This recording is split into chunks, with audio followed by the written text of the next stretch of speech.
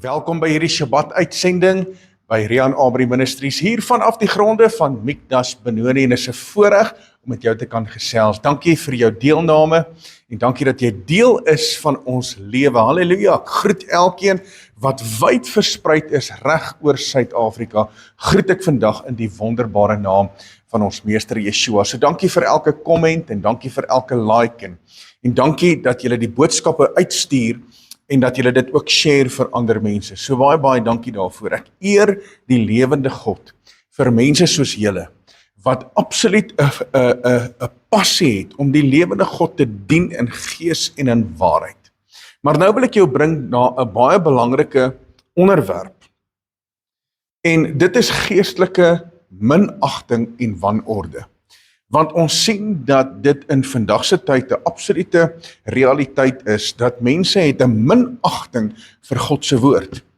Daar is wanorde waar dit kom by Vader se insettinge, sy verordeninge en sy wet. Waar dit kom by sy woord, is daar wanorde. Mense tree nie reg op in terme van sy woord nie. So ek wil jou heel eers vat na die woord toe. En hierdie is net deel van my inleiding, maar luister wat sê die woord. Die woord sê in 2 Timoteus 3 vers 16 tot 17, hy sê dat die hele skrif is deur Elohim ingegee en is nuttig tot lering, tot weerlegging, tot teregwysing, tot onderwysing in die geregtigheid, sodat die mens van Elohim volkome kan wees vir elke goeie werk volkome toegerus.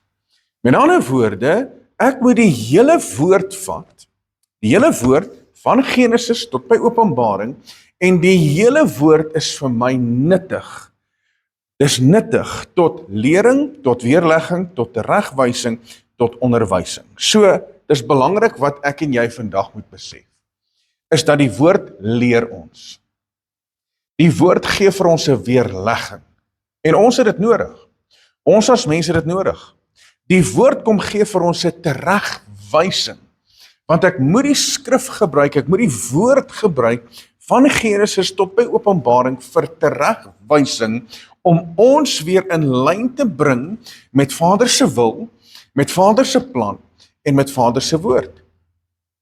En dan verder is dit vir onderwysing. Dis vir onderwysing.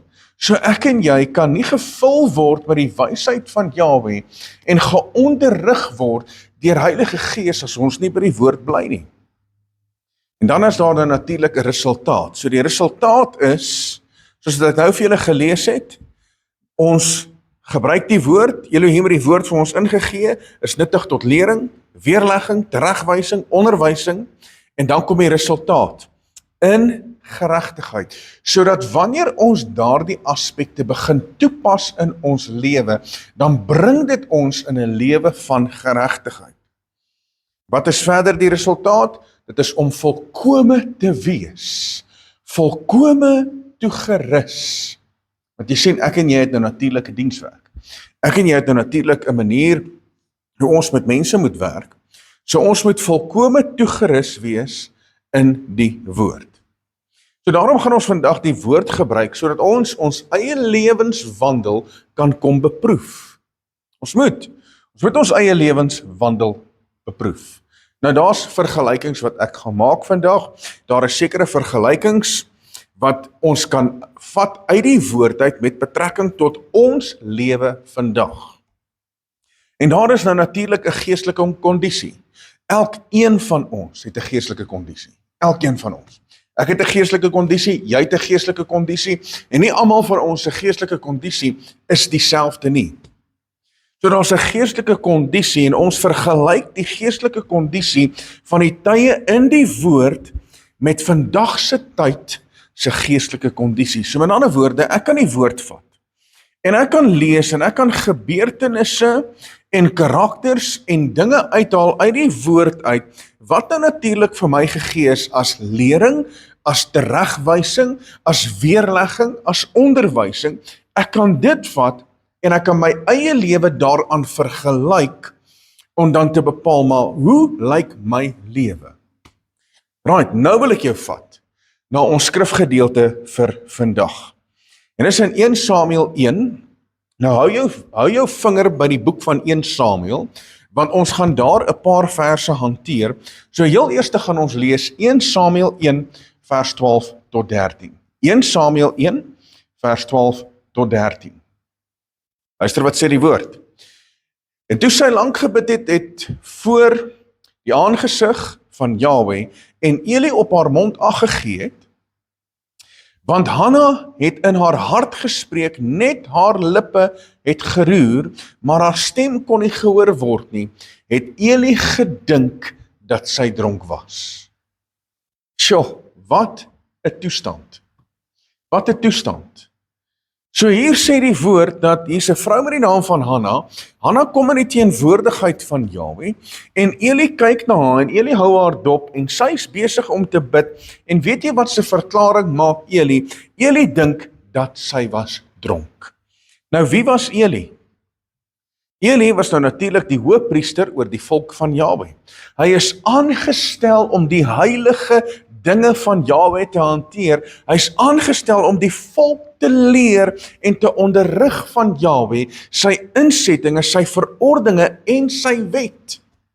Hy's aangestel, hy's die hoofpriester. En weet jy wat is hartseer? Dat die hoofpriester kom by iemand wat in die teenwoordigheid is van Jahwe en hierdie persoon se geestelike kondisie is van so aard dat hy nie kan onderskei dat sy in die teenwoordigheid van Jahwe is nie. Hy het geen onderskeiding.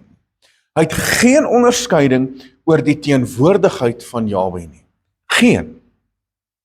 So as die priester van Jahwe behoort Eli te geweet het wat die teenwoordigheid van Jahwe is. Maar hy kan dit nie onderskei nie. Hy kan nie ervaar dat 'n ander persoon in Vader se teenwoordigheid is nie. Mense, hierdie geestelike kondisie is vandag nog steeds daar. Vandag nog steeds daar. Weet jy hoekom? Want daar's mense selfs binne die gemeente, selfs onder 'n dekmantel van godsdiens, wat nie die teenwoordigheid van Jahwe kan onderskei nie. Hulle kan nie die teenwoordigheid van Jahwe onderskei nie, want jy sien, die probleem is, mense weet nie wat die teenwoordigheid van Jahwe is nie, en mense ken hom nie.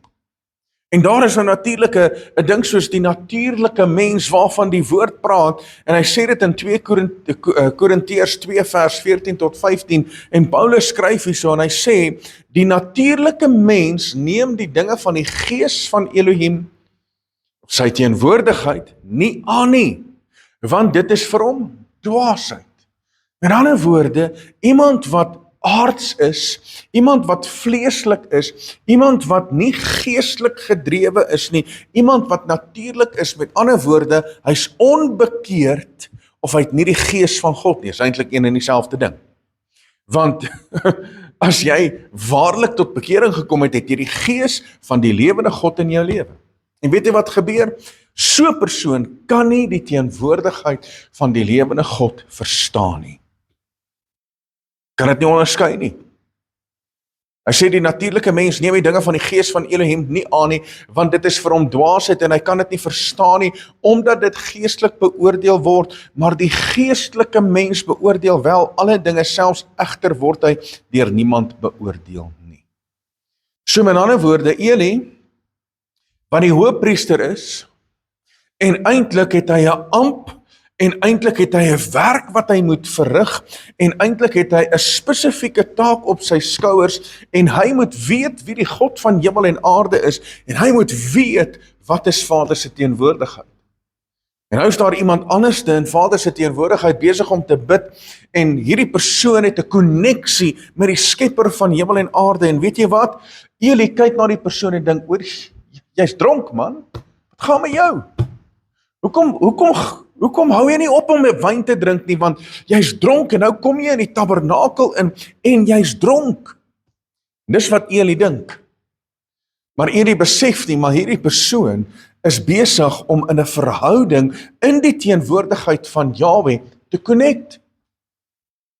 Hoe hartseer moet dit nie wees dat Eli geen onderskeid het nie. Maar dit gebeur vandag ook. dit gebeur in vandag se gemeentes, dit gebeur onder gelowiges vandag, want mense het geen onderskeid, hulle het geen idee wat Vader se teenwoordigheid is nie, maar hulle is in die amp, of hulle wil as priester optree, en hulle wil die woord vat, en hulle wil besig wees met die dinge van die lewende God, maar God is nie deel van hulle lewe nie. Sien, want Eli is veronderstel om in 'n verhouding met Vader Jahwe te wees, maar in plaas daarvan verval hy in wanorde en minagting vir Jahwe se woord en sy heilige instellings. Hy verval. Nou wil ek jou vat na 1 Samuel hoofstuk 2. Ek het nou vir jou gelees hoofstuk 1, kom ons gaan lees 1 Samuel hoofstuk 2 vanaf vers 12. Luister wat sê die woord hier, hy sê, maar die seuns van Eli was deegniete, hulle het Jahwe nie erken nie. Die handelswyse van die priesters teenoor die volk was so, as iemand 'n offer slag, dan kom die dienaar van die priester, net soos die vleis kook met die 3-tandvurk in sy hand, en steek dit in die kastrol af, of in die pot, of in die pan, of in die skottel, alles wat die vurk opsteek, neem die priester vir homself. So het hulle met al die Israeliete gedoen, wat daar in Silo gekom het. Selfs voordat hulle die vet aan die brand steek, kom die dienaar van die priester en sê aan die man wat offer, gee vleis vir die priester se braai. Want hy sal nie gekookte nie, maar net rou vleis van jou neem. En as die man vir hom sê, laat hulle net eers die vet aan die brand steek, neem dan vir jou soos jou siel begeer, dan sê hy, nee, maar jy moet dit nou gee, en so nie, dan neem ek dit met geweld. En die sonde van die jong manne was baie groot voor die aangesig van Jahwe, want die mense het die offer aan Jahwe verag. Sjoe, wat 'n hartseer saak. Kan ek gou vir jou sê, hierdie is vandag nog steeds dieselfde. Dit is nog steeds dieselfde, dit het nie verander nie, mense. Dit het nie verander nie. Want jy sien, die mens vandag is nog steeds besig om die God van hemel en aarde te verag. Hulle is nog steeds besig om verkeerd te doen in die oë van Jahwe. En hierdie 2 seuns van Eli, die woord leer my, dis 2 mense met die naam van Hofni en Fineas. Hofni en Fineas, so wat het Hofni en Fineas nou natuurlik verkeerd gedoen in hierdie gedeelte wat ons lees? Wat hulle verkeerd gedoen het is, nommer 1, hulle erken nie Jahwe nie. Hulle erken hom nie. Met ander woorde, hulle is besig in die tabernakel. Hulle is besig met die offers. Hulle is aangestel as priesters, maar hulle weet nie wie is die skepper van hemel en aarde nie. Hulle ken hom nie. Hulle erken nie Jahwe nie. So met ander woorde, hulle kom in en hulle het 'n vorm van godsdiens. En hulle dink hulle is okay, maar eintlik doen hulle verkeerd in die oë van Jahwe. Hoe hartseer is dit nie? So hulle hanteer die offers aan Jahwe met minagting. Hulle hanteer dit met minagting. Hulle tree op buite die orde van Jahwe, want Levitikus hoofstuk 7 vers 30 tot 34 sê vir ons presies hoe die priesters moet optree in terme van die offers wat gemaak moet word. Want hier is manne en vroue wat kom en hulle wil offers bring aan die lewende God. Hulle wil in die tabernakel wees. Hulle wil 'n koneksie hê met die skepper van hemel en aarde. En hierdie priesters kom verag dit. Hierdie priesters kom bring minagting en wanorde in Vader se teenwoordigheid. Hulle forceer hulle self af op die mense. Dis wat Hofni en Fineas verkeerd doen. Hulle forceer hulle self af op mense. Hulle dwing gesag en respek af. En ek het gedoog dat gesag of respek word gewen by mense, maar nou word respek afgedwing deur hierdie 2 mense. Hulle verag die offers van Jahwe. En verder wat hulle verkeerd doen is hulle het seksuele gemeenskap met vroue wat ook dien onder die volk. Hulle het seksuele gemeenskap met hierdie vroue en hulle is die priesters. Hulle is veronderstel om 'n afgesonderde heilige lewe te lewe. Hulle is veronderstel om ander tipe mense te wees, want jy sien, hulle doen diens in die teenwoordigheid van Jahwe.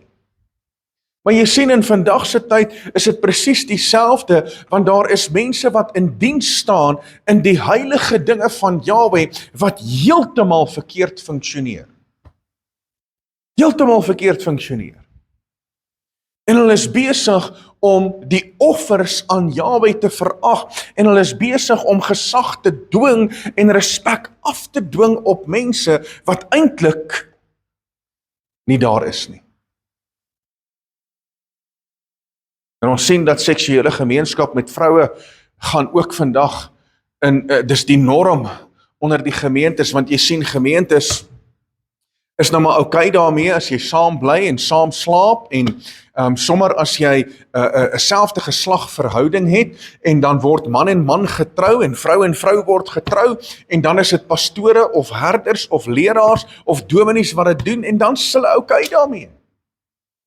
En dan is die pastore en dominees en die herders en die leraars is ook self besig met 'n buite-egtelike verhouding en hulle is ook self besig met pornografie op hulle telefone en eintlik is hulle besig met seksuele gemeenskap en hulle is besig om die offers en die heilige dinge van Jahwe te verag. Nou, wie is ons volgens die woord? Wie is ons? Wie is ons volgens die woord? Ek praat nou met jou oor die hoofpriester Eli, ek praat met jou oor sy 2 seuns, Hofni en Finea, wat priesters is, wat aangestel is, en nou wil ek jou die vraag vra, wie is ons volgens die woord? Want ek vat jou terug na die boek van Eksodus hoofstuk 19, en hier kom die volk, en die volk staan by die berg Sinaï en Vader, voordat hy verskyn, sê hy hierdie aan die volk en hy sê, hoor hierso, dis wat ek wil hê julle moet wees. Hy sê, as julle dan nou terdee na my stem luister en my verbond hou, sal julle my eiendom uit al die volke wees. Want die hele aarde is myne en julle sal vir my 'n koninkryk van priesters en 'n heilige nasie wees. Dit is die woorde wat aan die kinders van Israel moet meedeel. So hier kom die woord en hy sê, dat eintlik moes die volk 'n koninkryk van priesters gewees het. So daar moes nie 'n Levitiese priesterorde gewees het nie. Vader wou gehad het dat die hele volk konings en priesters moes wees. Maar wat gebeur by die berg Sinaï? By die berg Sinaï druk die volk hulle ore toe, en die volk sê vir Moses, Moses, praat jy met God, ons kan nie, ons wil nie met hom praat nie, ons sal sterwe. Want jy sien, die volk het nie heiligmaking ervaar aan die binnekant nie, hulle het Vader gehou aan die buitekant, en alles vir hulle het gegaan oor die uiterlike. Maar toe Moses voor die brandende bos staan, en Vader praat met hom en sê, trek uit jou skoene. Jy staan op heilige grond. Weet jy wat gebeur? Moses doen dit in vrees en in bewing, en toe Moses daar staan, toe gebeur daar iets hier in sy binneste, en hy verander van binne af buite toe, en daar's 'n heiligheid in sy lewe, hy ervaar God se teenwoordigheid, en dit verander hom. Maar die volk aanskou die wonderwerke, die volk beleef dit, maar alles gebeur aan die buitekant, en by die berg Sinaï druk hulle ore toe en sê, Vader, ons kan nie met U praat nie. Moses, praat jy met die lewende God. En as gevolg daarvan, gee hy sy wet, en eintlik wou hy sy gees uitgestort het in hulle lewe, maar hy gee sy wet, en hy sê, hoor hierso, julle moet hier volgens wandel. En hoekom het die volk elke keer gefouteer? Hoekom? Want daar was nie 'n interne verandering nie. Daar was nie. Selfde met die Fariseërs en die Sadduseërs. Yeshua het dit aangespreek. En nou kom die woord in 1 Petrus 2 vers 9, nou praat hy met ons as gelowiges. Hy sê, maar julle is 'n uitverkore geslag, 'n koninklike priesterdom, 'n heilige volk, 'n volk as eiendom verkry, om te verkondig die deugde van hom wat julle uit duisternis geroep het tot wonderbare lig.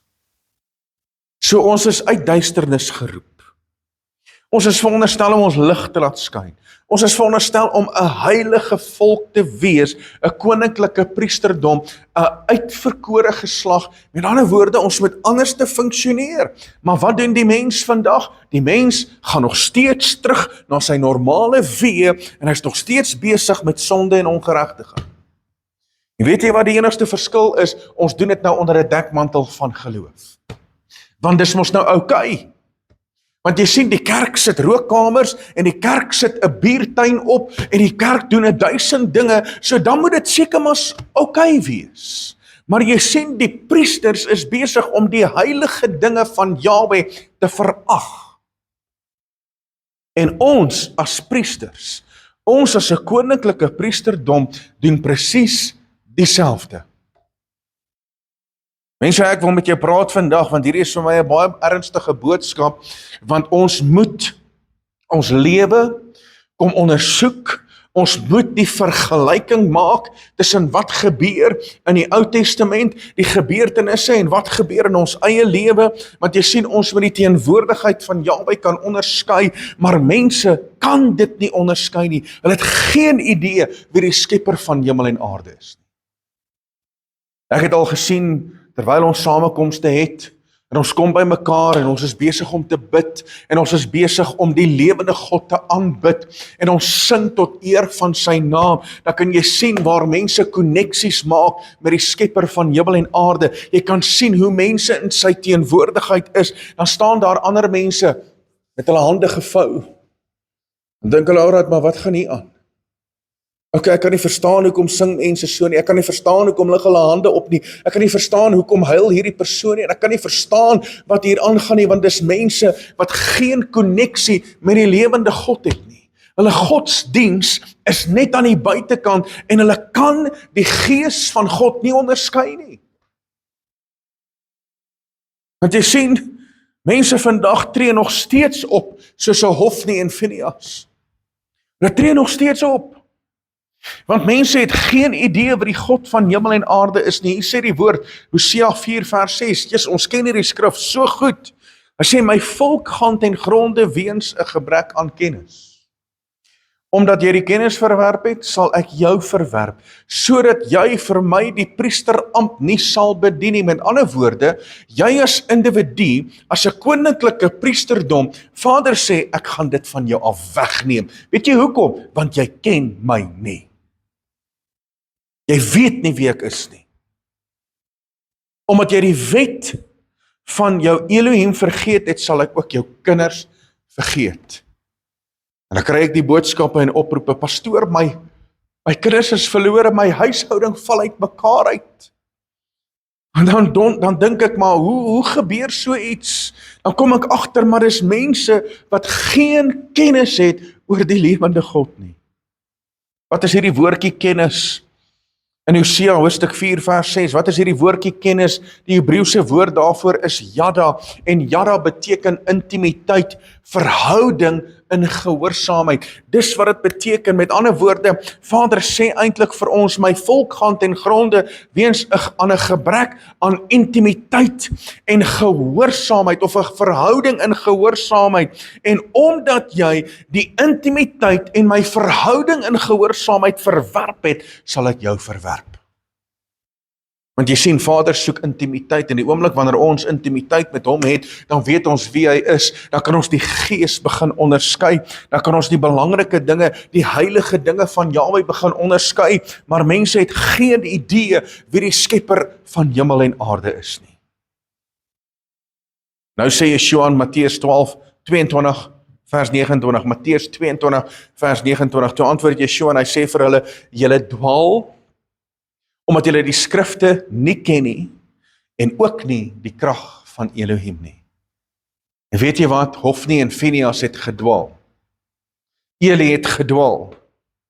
En in vandag se tyd is daar mense wat dwaal. Daar is pastore wat op 'n platform staan wat dwaal, wat ongelukkig sy gemeente lei na die verderf toe. En hulle dwaal en mense dwaal vanweer die feit dat hulle hierdie woord nie ken nie. Hulle ken nie die skrif nie en dan wil hulle altyd sê, ja, maar daar staan geskrywe en ons is mos nou Nuwe Testamentiese Christene en ons het nie meer nodig om hierdie te onderhou nie, want jy sien, dis oud. Dis oudmodies. Ons het nie meer nodig om dit te doen nie. Al wat ons moet doen is ons moet mos maar net mekaar lief hê. Maar jy sien, dis mense wat geen idee het wie die God van hemel en aarde is nie. Jy sien, ons lewe moet Jahwe behaag in alle aspekte. Of nie, en Phineas was besig met die offers, Eli was besig gewees met die offers, so waarmee moet ons besig wees? Romeine 12 vers 1 sê, ek vermaan julle dan, broeders, by die ontferming van Elohim, dat julle julle liggame stel as 'n lewende, heilige en aan Elohim 'n welgevalle offer. Dit is julle redelike godsdiens. So met ander woorde, my lewe in alle aspekte, wanneer ek praat, wanneer ek optree, hoe ek wandel, moet 'n lewende, heilige en aan Elohim 'n welgevalle offer wees. So wat ek doen in my liggaam is belangrik. Wat ek doen in terme van my saligheid is belangrik. So wat so offers bring ons aan Jahwe? Daarom sê vers 2, hy sê, word dan nie aan hierdie wêreld gelykvormig nie, maar word verander in die gees van julle gemoed, word vernuwe, word getransformeer. Maar jy sien, solank as wat ek vashou en hierdie denkpatroon van my is op tradisie en dit wat mense aan my oorgedra het vir jare en jare, dan gaan ek nie vernuwe nie. Dan gaan ek nie kan verander nie. Dan gaan die gees van my gemoed dieselfde bly. So hoe lyk baie gelowiges? Kan ek gou vir jou sê, hoe lyk baie gelowiges? Efesiërs 4 vers 17 tot 19.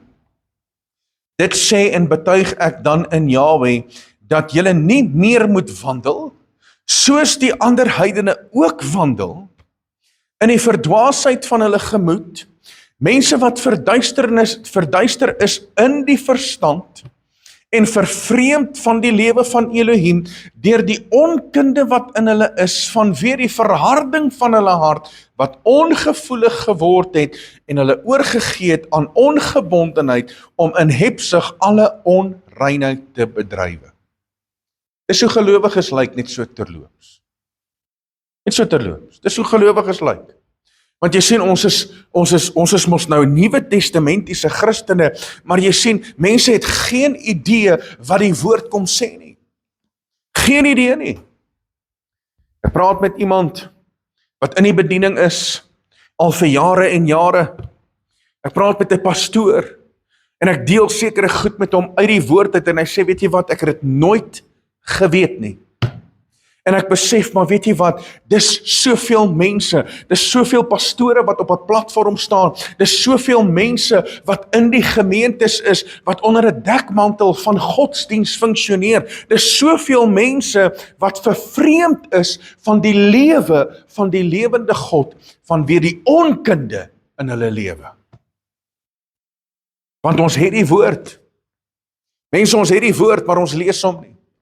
Ons het die woord en ons doen nie studie nie. Ons het die woord en ons maak nie die vergelyking nie. Ons het die woord en ons het nie die gees van God om ons in 'n posisie te bring dat ons kan onderskei tussen die teenwoordigheid van Jahwe en die teenwoordigheid van die wêreld nie. Ons kan dit nie onderskei nie. So dit is godsdiens wat net gefokus is op die uiterlike en nie die innerlike mens nie. Daar is geen verhouding met die skepper van hemel en aarde, wanneer daar net op die uiterlike gefokus word nie, en dis hoekom die volk elke keer geval het en geval het en geval het. Want die volk het 'n uiterlike godsdiens gehad. Hier en daar was daar individue gewees, wat waarlik die lewende God gedien het in gees en in waarheid, en ek is dankbaar daarvoor, maar oor die algemeen het die volk verval, in sonde en ongeregtigheid, hulle het gememoreer, hulle het afgode opgerig, en die volk het geval telke maalde. Hoekom? Vanweë die feit dat hulle geen vrees vir Jahwe gehad het nie. Mense het die vrees vir Jahwe verloor. Ek sien dit in vandag se tyd ook, mense het die vrees vir Jahwe verloor. En dan kom mense in die gemeente, en dan kom mense in Vader se teenwoordigheid, so nonchalant, en hulle dink, ag, dis nou maar oukei. Dis nou maar oukei, ek kan ons nou maar maak en doen wat ek wil, en daarom is daar soveel gemeentes wat partytjies hou, en dis ballonne, en dis 1000 dinge, maar jy sien die orde van God, en hoe Vader wil hê dinge moet gedoen word, is in absolute minagting, en die waarheid van God se woord lê in wanorde. Want jy sien, 'n gemeente en waar mense by mekaar kom, is nie 'n sirkus nie, mense. Dis nie 'n sirkus nie. Maar as ek kyk wat gebeur reg oor die wêreld, en ek kyk wat gebeur in Suid-Afrika, dan kom ek agter, maar dit raak 'n sirkus. Want mense het die vrees vir Jahwe verloor. Hebreërs 10 vers 31 sê, vreeslik is dit om te val in die hande van die lewende God. Nou is daar 'n mega kerkpastoor wat aannames maak, en hy sê, hoor hierso mense, julle moet my meer gehoorsaam wees as vir Jesus. Hy sê dit. Dan dink ek regtig, ek lees in die boek van Handelinge, toe staan die disippels voor die Joodse raad, en hulle sê, hoor, wat, moet ons julle meer gehoorsaam wees as die lewende God? Dit gaan nie gebeur nie. Dit gaan nie gebeur nie. Daar's 'n mega kerkpastoor wat dit sê, en weet jy, in die geheim het hy geskei van sy vrou, en niemand weet dit nie, en hy gaan aan asof niks gebeur het nie. Weet jy hoekom? Want hy die vrees vir God verloor. En hy word eintlik soos 'n Eli, wat geen onderskeid het tussen die heilige dinge van die lewende God nie. Hy het geen onderskeid teen Vader se teenwoordigheid nie. Geen. En dan sy priesters is presies besig om dieselfde dinge te doen as wat Hofni en Phinehas gedoen het. Presies met dieselfde dinge besig. Want mense onderskei nie die heilige dinge van Jahwe nie, want hulle ken hom nie. Mense ken nie sy teenwoordigheid nie, hulle ken nie sy heiligheid nie. En hoe het Eli opgetree as hoofpriester teenoor sy seuns? Het hy opgetree? Onthou een ding, dat Eli was Hofni en Phinehas se pa. Tweedens, hy is ook die hoofpriester.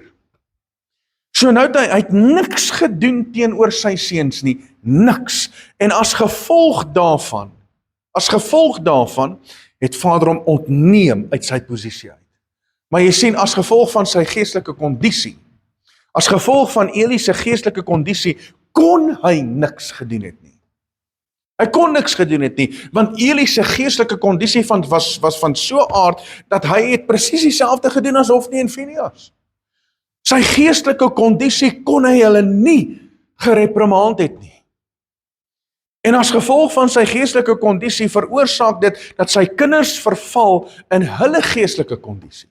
Want wat moes eintlik gebeur het? Hy is sy pa, hy is hulle pa, hy is ook die hoofpriester. Hy moes hulle 'n pak slaag gegee het in die eerste plek, en tweedens moes hy hulle afgedank het. Dis wat moes gebeur het. Kyk wat sê 1 Samuel 2 vers 30, die B-gedeelte, hy sê, die wat my eer, sal ek eer, maar die wat my verag, sal veraglik wees. Kom ek vat jou gou weer terug na die begin. 1 Samuel 2 vers 12. En hy sê die volgende, 1 Samuel 2 vers 12, hy sê, maar die seuns van Eli was deegniete, en hulle het Jahwe nie erken nie.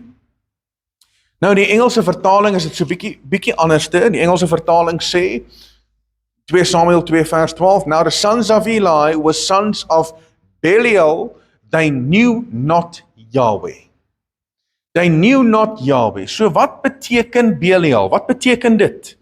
Die woord Belial beteken in die oorspronklike Hebreëse konteks, beteken dit sonder vooruitgang. Dit beteken waardeloos of nutteloos. Dit beteken vernietig. Dit beteken goddeloos. Dit beteken boosaardig. Dis wat Belial beteken.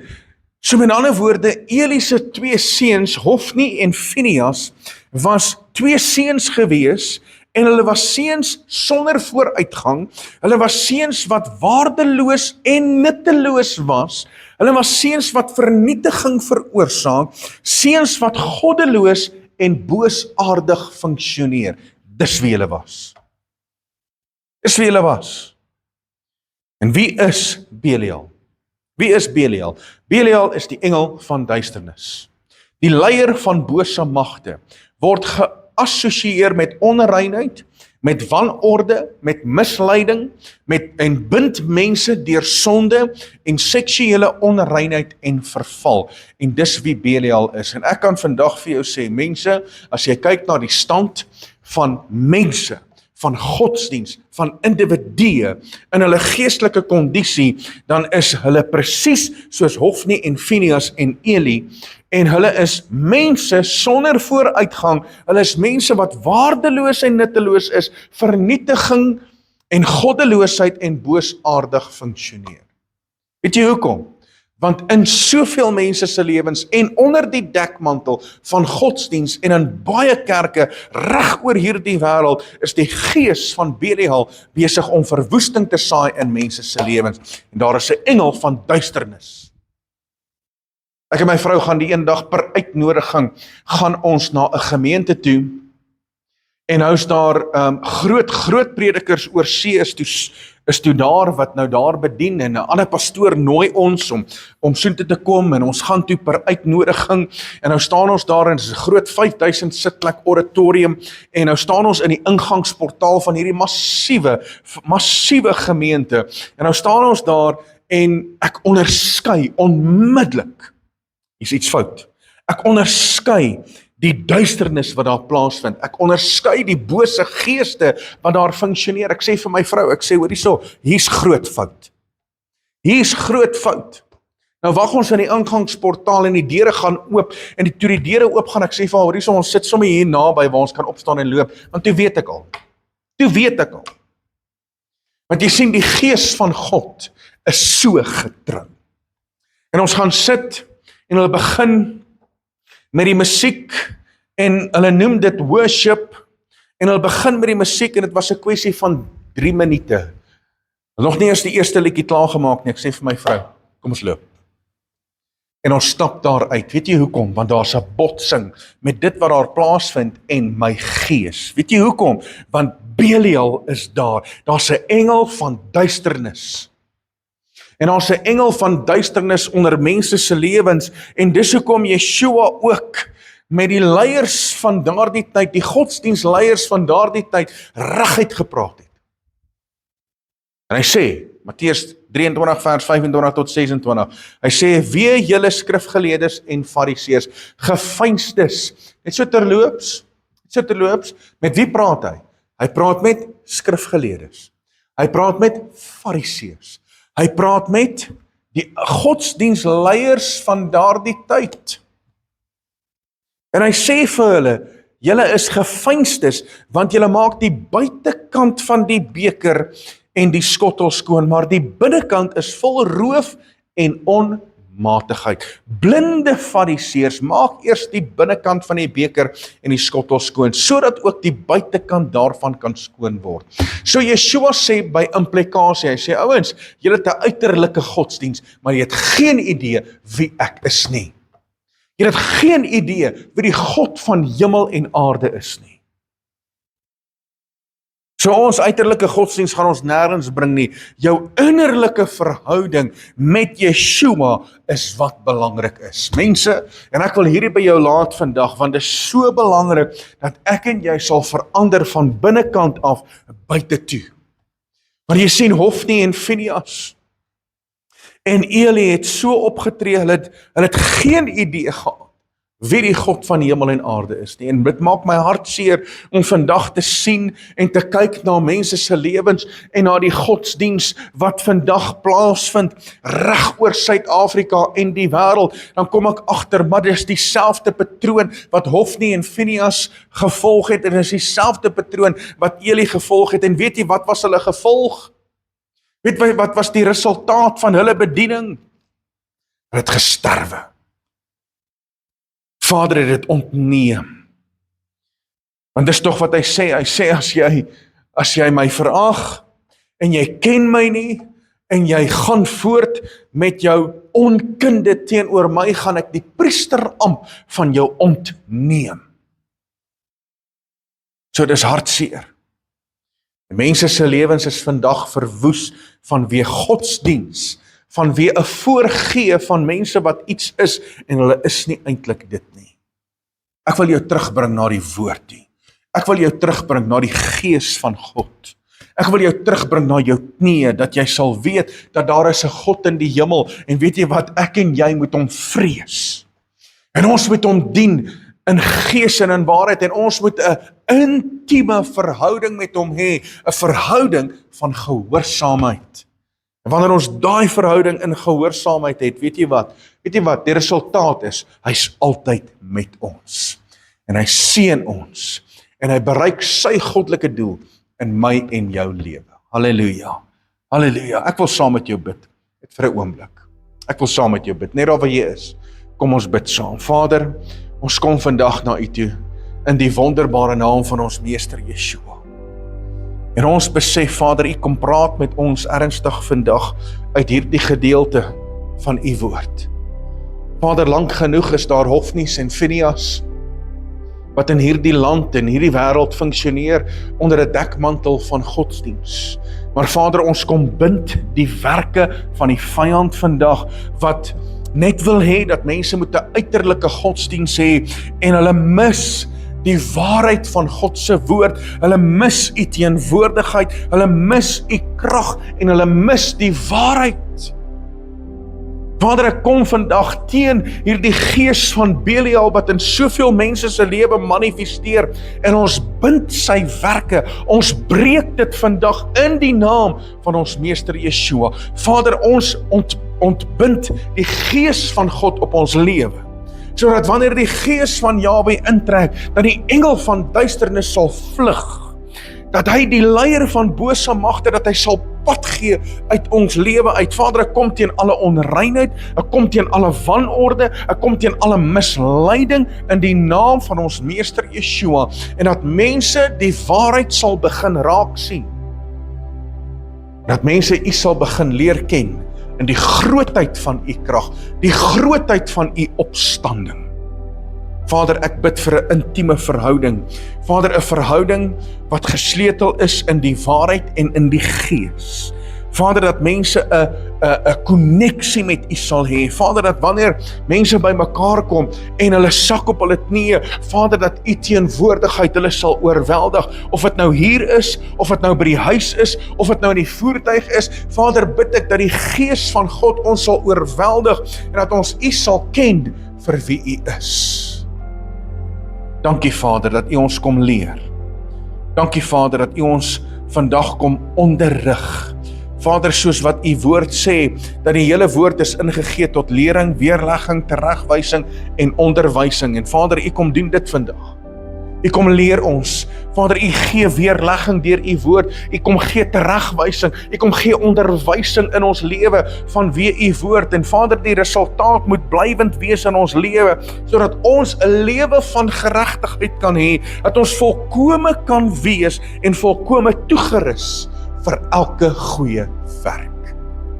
Vader, maak ons nou volkome vanweë ons geloof en ons wandel in die lewende God, vanweë ons intimiteit met die Skepper van hemel en aarde. Vader, dis ons gebed, dis ons uitroepe vandag, in die wonderbare, die heilige, die soewereine naam van ons Meester Yeshua. En ons gees roep uit, halleluja, halleluja. Baie dankie dat jy ingeskakel was. Ek weet dit was vandag 'n ernstige boodskap, maar dis baie keer nodig, en is nodig dat ons onsself so 'n bietjie kom ondersoek, en dat ons sal seker maak, ons het 'n lewe van heiligmaking, afgesonder, waar ons die skepper van hemel en aarde vereer met die vrees van Jahwe in ons lewe. Nou ja, van my kant af, Rian Abri, dit is so lekker om met jou te kan gesels. Wees geseënd, tot volgende keer. Shalom.